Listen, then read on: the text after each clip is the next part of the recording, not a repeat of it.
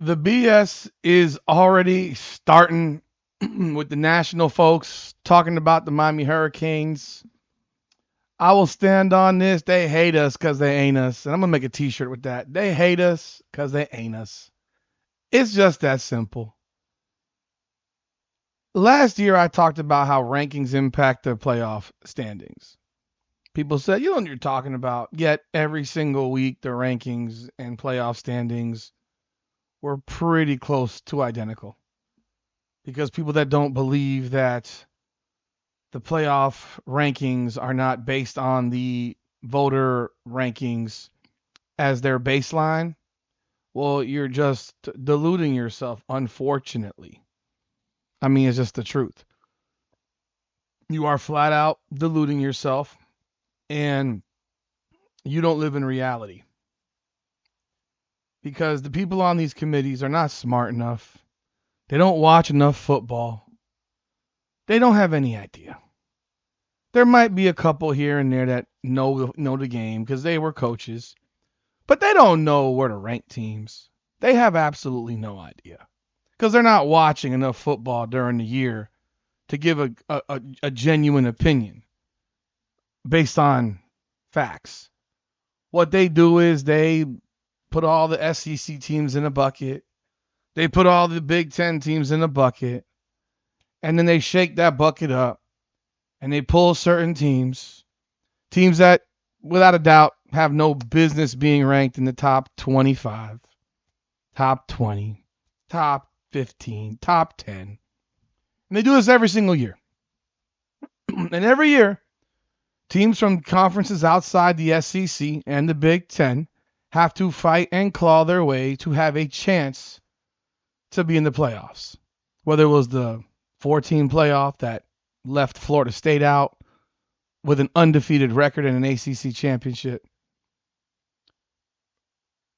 or the more recent playoffs that left teams out over the last couple of years, including Miami, not last year, but the year before, and honestly had us wondering, are we going to get screwed again, even though we have a head to head win? And yeah, I think Notre Dame got screwed too. I said that then, I'll say it now. Alabama had no business being in the playoffs. But that SEC bias exists. They value SEC wins, even if those teams aren't very good. And it starts when the season before the season actually begins. It starts with their rankings, the coaches poll and the AP poll. And AP poll is really easy to track now because their votes are public. I mean, they're public, and you see the writers that just dislike Miami or dislike other teams. You see it. It's in your face. And then those CFP people use that poll as their baseline.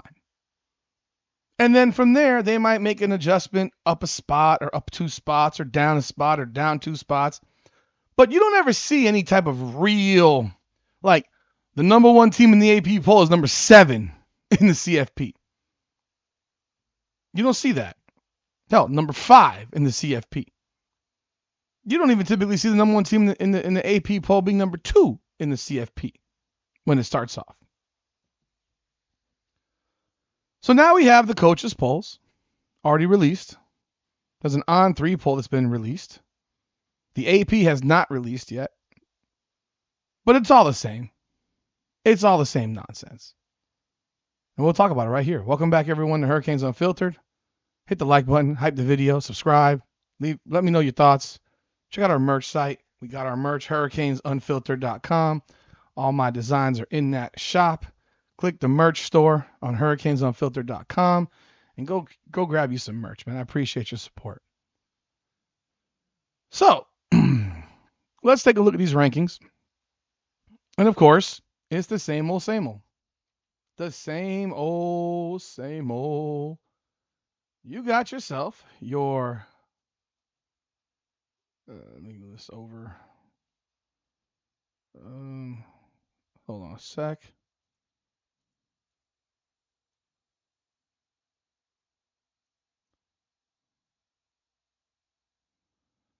All right.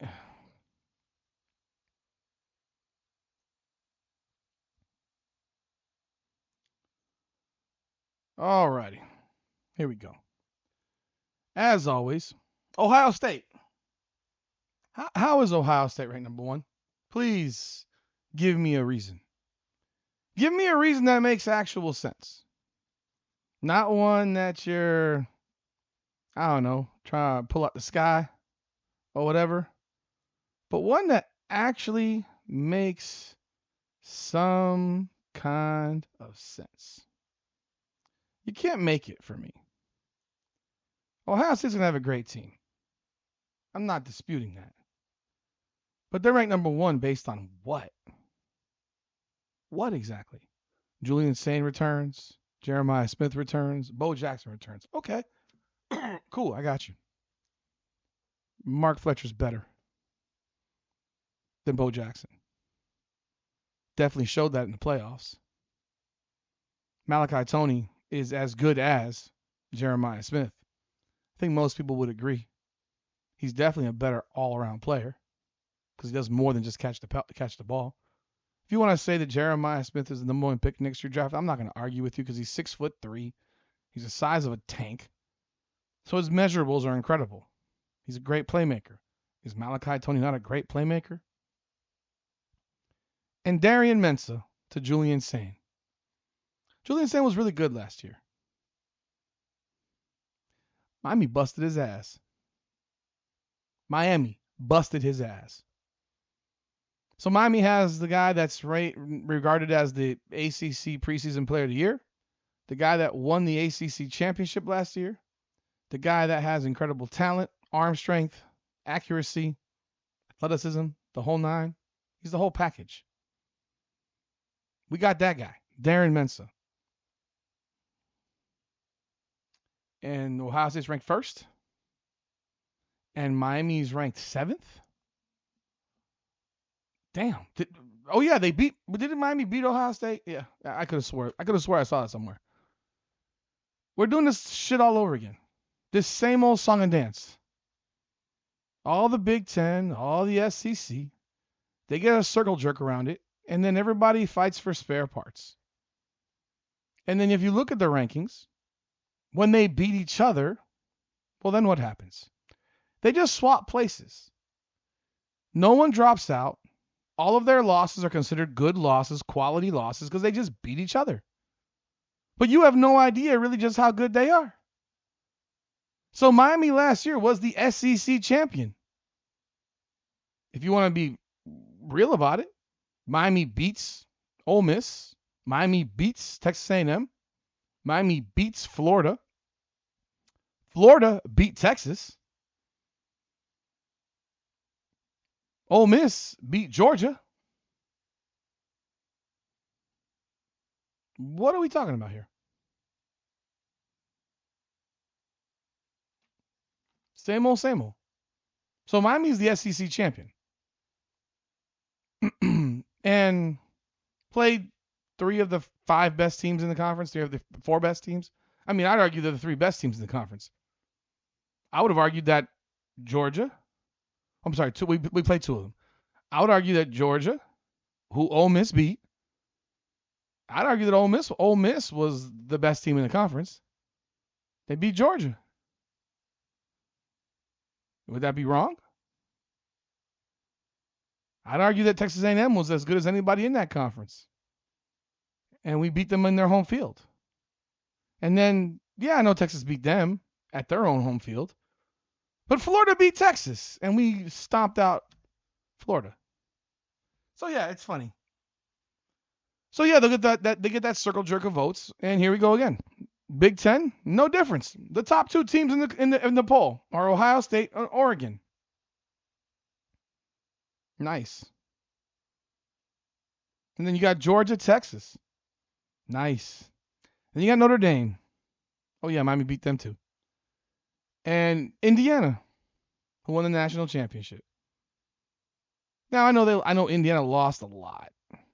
They lost a lot. Like, we can't pussyfoot about that. They lost a lot from their grown man team. They had a grown man team.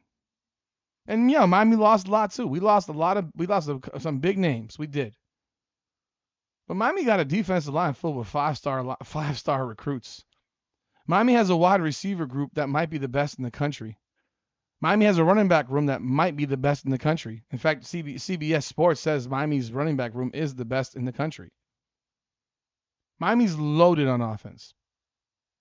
It's almost like they're thinking in their mind that Miami's offense won't be that good. I'm trying to understand it. Because Miami's defense is going to be elite again. They simply reloaded, retooled. Yeah, we lost two monsters, Akeem Mesidor, Ruben Bain. We lost Keontae Scott, lost Jacoby Thomas. We are just fine on defense. Our defense is going to be sick. Commanded by Corey Heatherman, this defense will be sick. And we're ranked 7th behind a 9-3 Texas. Oh, because Archer Manning's on that team? A Georgia squad that lost to Ole Miss? Oh, they bring back Gunnar Stockton, you say. Ooh. Gunnar Stockton won't play a single down in the NFL. He won't play one down in the NFL. He's a college quarterback. I guarantee you Georgia wishes they had kept Carson Beck. Wishes. Because he was better than Gunnar Stockton. And then you look at the rest of this poll. Miami's ranked number 7. Now on the On3 poll, same shit. Same shit. Ohio State, Oregon, Georgia, Texas, Notre Dame, Indiana, Miami. It's the same shit. There's literally no difference in these polls. I don't even know if this might be. Is it the same poll? I don't even know. Because they called it the On3 poll, so I don't know. Let me see here. Is it the same poll? Oh, no, that's the same poll. Yeah, my bad. I stand corrected. It's the same poll. Let's use this poll, though, because I want to read some stuff to y'all. Ohio State is back high up the coaches poll as well.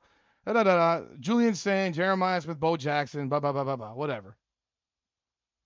Now, Oregon gets all kinds of love because, well, they bring back Dante Moore, who might be one of the more overrated quarterbacks in the country. Yeah, I said it. He's one of the more overrated quarterbacks in the country, in my opinion. If not now or never, what does that mean? He's overrated, bro. They blow his balls like he's something special. Georgia. Oh boy, Gunnar Stockton. Okay, whatever. Texas. Arch Manning. Woo. Notre Dame. Oh, they're mad. And they play a cupcake schedule, so until they play us. So, yeah. And then we go to Indiana. I'm interested to see them because they lost a lot. But we shall see. And when you're coached well, you can perform. So I expect Indiana to be really good. And now we get the Hurricanes. But they mentioned nothing here. Look at this. Miami has a chance to return a national championship this season after nearly knocking off an undefeated Indiana squad in 2025. Hence why they are high up in the coaches. Well, that's not high. You think 7th is high when you played for the national championship? You think 7th is high when you played for the Natty? I think Indiana's underranked. They should be ranked higher. They won the national championship. Until you get beaten by somebody, you should not drop the number 6. I'm not saying they should be number 1. I get it. You got players coming back the whole 9. Miami has a lot coming back. I know our offensive line is a little bit less, but that's literally what our guys coach. So Mark Cristobal landed quarterback Darian Mensah, Malachi Tony, Mark Fletcher, Mo Toure, but we're ranked 7th. And then you go through the rest of this crap, and you got A&M, Oklahoma. So let's do this again. Big Ten, SEC, Independent, Big Ten, ACC, SEC, Big 12, SEC, Big 10, Big 12, Big 10. Tell me how the freaking hell Penn State's ranked in the top 25. Like, this is a joke. Is this for real? Let's go back to this one here. Penn State. What was Penn State's final record last year? What was their final record? I don't remember, so I'm going to find out. It wasn't good. They finished 7-6. They won their last 4. I guess they're happy about that. They went 7-6, and they're ranked in the top 20.